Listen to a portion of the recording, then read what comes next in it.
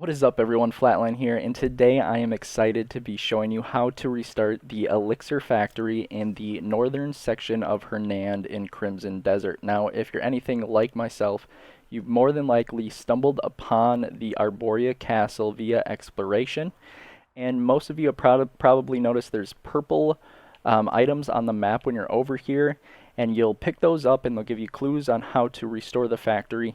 There's also a Strongbox down below here, I'll show you in a bit, that has a book in there that tells you some steps that those notes down there do not explain to you, so that's pretty important to pick up as well.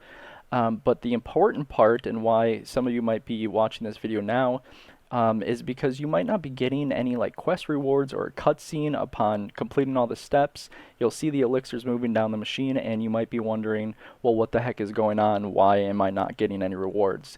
The issue you're having is that you actually need to have this Queen Spider quest, which you will see that I'm on right now. It's defeat the Queen Spider, and then the next step is the Forsaken Factory.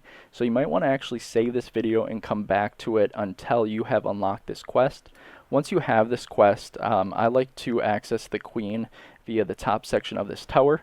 If you're somebody who is on the repairing portion of this already, I'll put a little chapter so you can skip ahead through this fight, but I figured it would maybe be beneficial to some people to just explain the fight. It's not too difficult.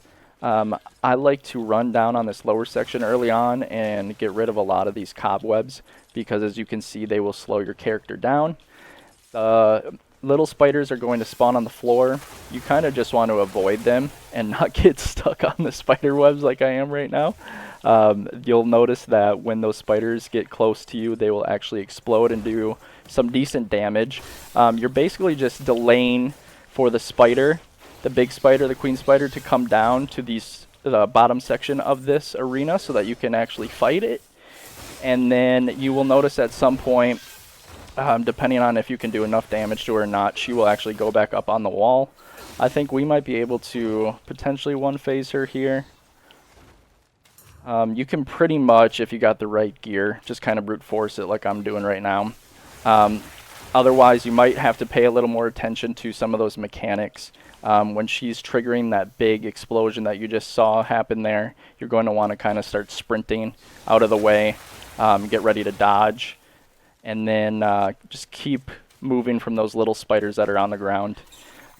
You're able to use your bow and arrow like you saw there when she's up on the wall to kill her, as well as maybe any other ranged attacks that you have, like Force Palm. You can also climb up on the wall, like so, and then you can use, I believe it's RB, to actually attack her while she's on the wall. But I choose to just play it safe, run down on the lower section of the arena, avoid the spiders, and then just wait until you have a good time to deal with the queen. You also might have to clear some of these other spiders out if you have not gotten the percentage. So I'm just going to start shooting some of these guys. This is the Strongbox down here. It is one of those lock-picking ones. Unfortunately, I can't show it to you because it's already open. But if you've done some exploration, you should have already found the Strongbox in one of the Hernand manors. And it's the one where you're just lining up those pins. Like I said, just a lock-picking. Pretty simple, straightforward. You don't need to have the book technically if you're following this tutorial. But once you've cleared enough enemies, then you should get access to a cutscene. Might take a second to trigger, and then we'll get to the next portion of the quest, which is to actually repair the facility, which is what we've all been waiting for.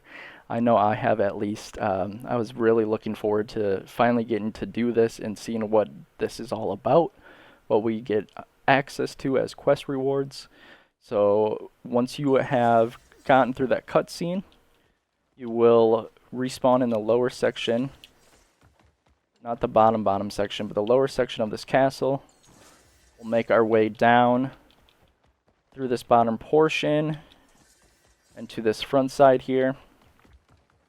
And then when you're at this front side, you will hold LB or L1. I'm using Xbox controller, so you'll have to just know the difference between X and square, or A and X, if you're using a PlayStation controller. But hold an LB and then use Y or triangle to kick that little button down there, which will pop out this lever. And then you can go ahead and tap A or X to increase the speed. I believe once this is open enough for you to squeeze through there, you could probably stop. I just want to play it safe. I'm going to open it all the way up. And then once this is all the way open, you'll see that ladder there. We'll make our way to the ladder and drop down to this lower section. This was one of the things that I did not see on any of the clues, so this was something that I had initially missed. It'd be interesting to see if you did this part without the quest, if you still get some sort of reward for completing it, but I do believe that you need the quest in order to do this. You can then hold X on this handle or LB if you don't see this prompt, and then you will pull onto this handle. And I don't know if you're anything like myself, but when I walked down here for the first time, this looks a little funny. It looks kind of like a grow up. Once that's been activated, you can make your way up to this ladder, and you will climb up back to where you started. And then there will be a little hand wheel here. You will hold X, and then a lot of this is going to use your D-pad. You'll hold left on your D-pad, and you can tap A to increase your speed. Once this has been opened up all the way, that lever will pop up. You can then hit B to release. Jump up top here, hold X. And then that's going to activate this lower part. We can then go to this hand wheel and turn this to the right. This one activates relatively quickly. It's just one turn. And that'll actually turn on the sprayers here. I think this whole thing is so cool that they actually took the time to set this up. You will then want to jump up top here, and you're going to see another hand wheel. This hand wheel takes a little more time. You got to turn this one quite a bit. You're going to hold X to grab it, and then hold the right on your D-pad and tap A to increase the speed. Once this is all the way turned to the right, you'll hear a little movement down below, and you'll see that wheel moving. You can then go over to this section, hold X onto the door, and then you will see a button that you can press, so we'll go ahead and turn that on. And then this section gets a little interesting. It wants you to turn this on. We're going to go ahead and do that. You're going to walk up to it, use your body weight to push the button in. And then once you've done that, we'll do this next portion like it instructs us to do, but we're going to first stop by the heater and turn the heater on. We can then walk over here to this oil canister and pick this up with X. We'll walk over here, hold LB or L1. You'll see a prompt for oil canister slot. You'll hit A to drop it on there. You can then use R3, right stick in, or Y to push this into place. We're going to use right stick in or force palm. We'll push that into place, which will drop this down. Now this is where I'm going to differ from this a little bit, because it's been a little gimmicky with me, and this is another issue that you might be having while doing this. The order for setting this is to grab this hand wheel, turn this to the right until this is all the way up to the 4th dot,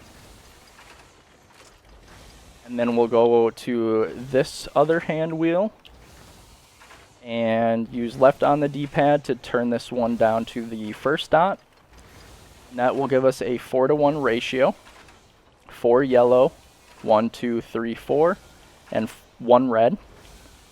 And then we'll walk over here, and you're going to grab the handle holding X. If you don't see the prompt like I didn't there, you can hold LB and then hold X to operate it. And then this one you want to hold down Y. Make sure you're holding down this button. Do not just tap Y. Hold down Y or triangle, which will activate that flame. You can then go over here, and there's one more handle. You'll hold X to operate it. And then once this is done, you should be good to go, and the quest should be complete. We'll make sure we get our quest rewards.